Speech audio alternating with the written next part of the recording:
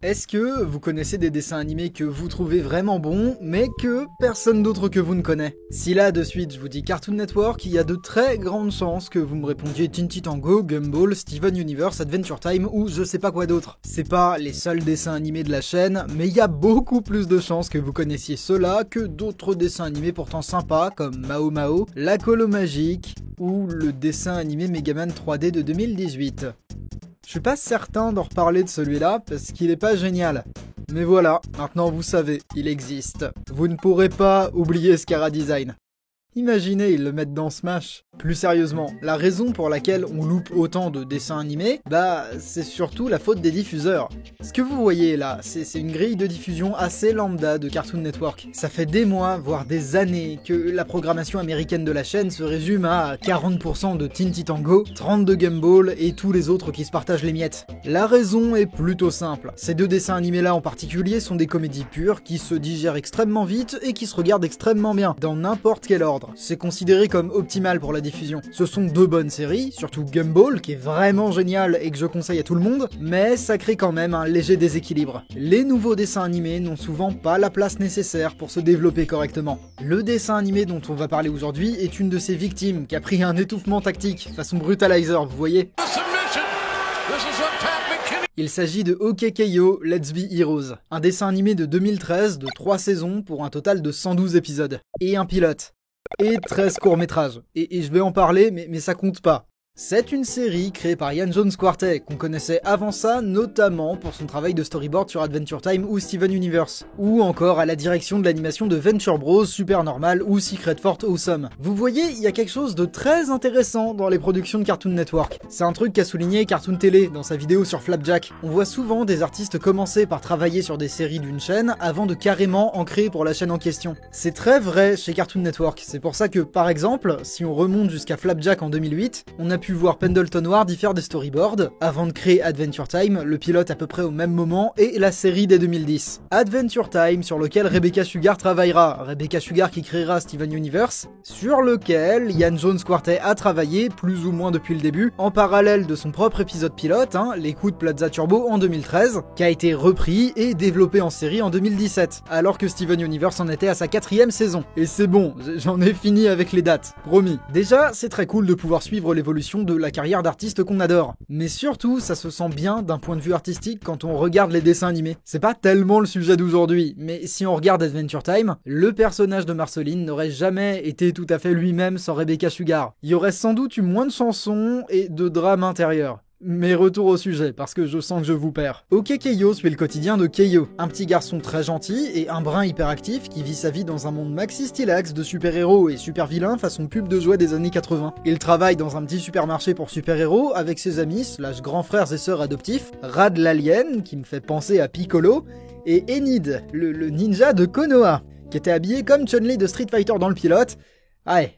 J'ai rarement été aussi content d'un changement de chara design. La première chose dont je me suis rendu compte quand j'ai vu le dessin animé pour la première fois, c'est que OK Keiyo est une œuvre ultra référencée. Déjà, ça passe par la direction artistique de John Pham, complètement années 80 et surtout 90, que ce soit au niveau du design des décors et des objets, mais aussi et surtout par tout le torrent de pop culture qu'on prend en continu dans la gueule. Ce dessin animé transpire par tous les pores de sa peau une certaine nostalgie vers une autre époque. Un temps pas si lointain que ça, où on écoutait System of a Down, où on jouait à Metal Gear Solid sur PS1, Colonel. Et où on lisait du yaoi Naruto Sasuke. Pour vous, c'est peut-être pas canon, mais pour moi, ça l'est totalement. L'élan néo-rétro-turbo-nostalgique, là, c'est une démarche artistique très à la mode. J'en avais parlé dans la vidéo sur Regular Show, mais c'est pas tellement différent dans Steven Universe, dans lequel on pourra voir la GameCube de Steven, et dans lequel on trouvera carrément des références à Utena dans l'animation. C'est un procédé qui permet aux animateurs de dialoguer avec la tranche plus âgée de l'audience, et puis nous, ça nous permet de faire les malins derrière. Haha, je connais ça, c'est Jojo. Oui. Ceci est un message du comité contre les références à Jojo, arrêtez de nous casser les couilles. Je dirais même que c'est un peu la même chose, vous voyez. Le premier contact avec un dessin animé, c'est le générique, et celui de OK Keiyo, si on le regarde juste comme ça, on se dit qu'il est carrément bordélique. Mais si on se penche dessus, on s'aperçoit qu'il a été storyboardé par Hiroyuki Imaishi s'agit du studio Trigger, studio d'animation japonais que vous connaissez peut-être pour Kill la Kill ou Little Witch Academia, qui a visiblement eu une sacrée influence sur OKKO en général, puisqu'on retrouve des idées de mise en scène directement tirées de ces trucs-là, comme des immenses caractères rouges dans l'introduction des personnages, ou plus globalement une perspective qui fait vraiment ce qu'elle veut.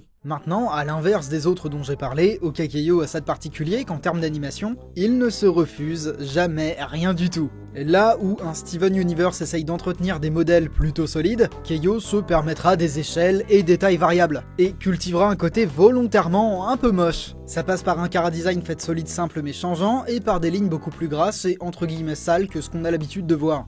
D'un plan à l'autre, les proportions peuvent complètement changer et il y a une vraie recherche ultra intéressante sur tous les procédés comiques de l'animation. Oui, moi quand il y a un personnage tout plat qui se déplace comme ça sur l'écran après avoir pris une claque, ça me fait rire. Je saurais même pas pourquoi vous dire je trouve ça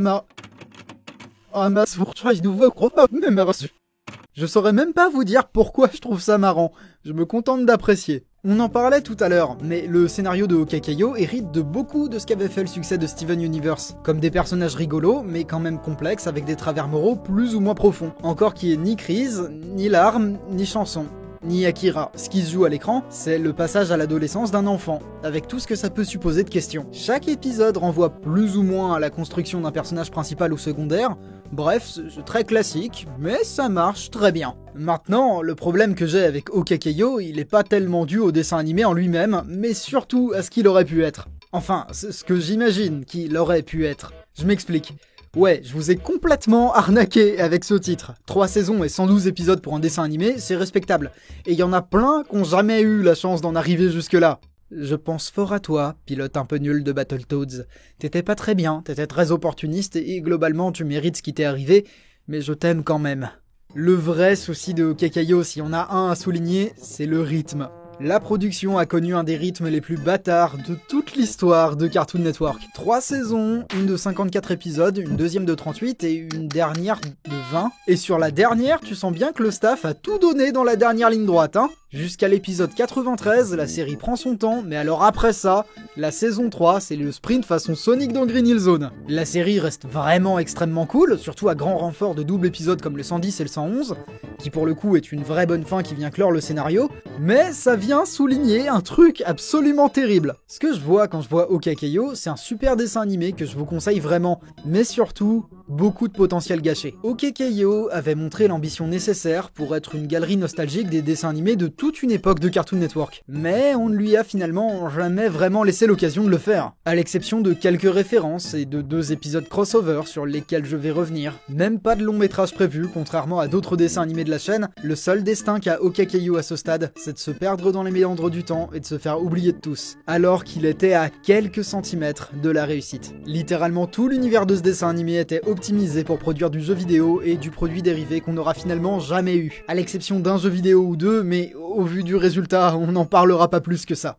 Cartoon Network n'a absolument pas supporté ce dessin animé. Déjà, il a été étouffé dans une grille de diffusion misérable comme les autres, mais merde, on a eu en tout et pour tout qu'un seul DVD d'une demi-saison en édition physique, qui est sorti qu'aux États-Unis en plus. Pas de vente, pas de merchandising, rien. Et tout ça malgré une audience moyenne qui était loin d'être dégueu. C'est un échec plutôt douloureux. Sur une note beaucoup plus positive, si je devais vous conseiller quelques épisodes de OKKO, là, comme ça, sans rien spoiler, je commencerai par l'épisode 30, dans lequel Keiyo se dit que pour devenir un vrai héros, il faut un haut niveau. Alors il rencontre un mystérieux mec qui farme l'expérience tel le plus acharné des personnages de RPG. C'est pas un épisode spécialement mieux produit qu'un autre, mais il enchaîne pas mal de bonnes idées de design de décor et de musique. A l'inverse, et parce que je sais que vous êtes un petit peu taquin, si ce que vous cherchez c'est plutôt des productions animées plus inhabituelles et un petit peu plus ambitieuses, je ne peux que vous conseiller l'épisode 113.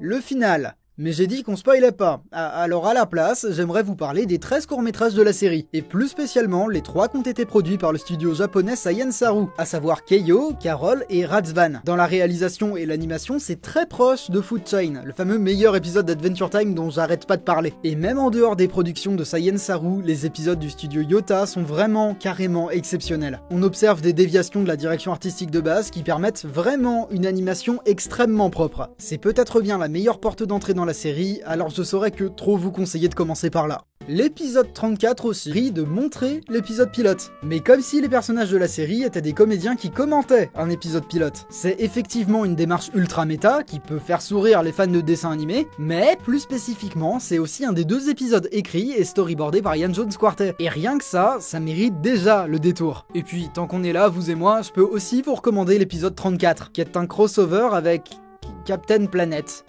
Parce qu'après tout, pourquoi pas? Je vous en dis pas plus parce que ça repose sur la surprise, mais... bordel de merde. Qu'est-ce que je pourrais vous dire de plus? Ah oui, je vous ai parlé du meilleur crossover de toute l'histoire de Cartoon Network. Voilà, juste, je vous montre des passages parce que c'est lundi, ça me fait plaisir. Et promis, on en reparlera un peu plus dans le détail un jour, parce que c'était quand même un des meilleurs épisodes de toute l'histoire de la série. Pour l'heure, je vous invite à vous abonner à la chaîne, à partager la vidéo et aussi à inspecter mon Tipeee si vous souhaitez me soutenir financièrement. Je vous renvoie aussi directement sur la bande dessinée tirée de Pokémon Donjon Mystère qu'on fait avec Kat Kendall, la dessinatrice de tous les dessins de cette vidéo. Bref, vous et moi on commence à se connaître. À la prochaine fois, bisous tout doux.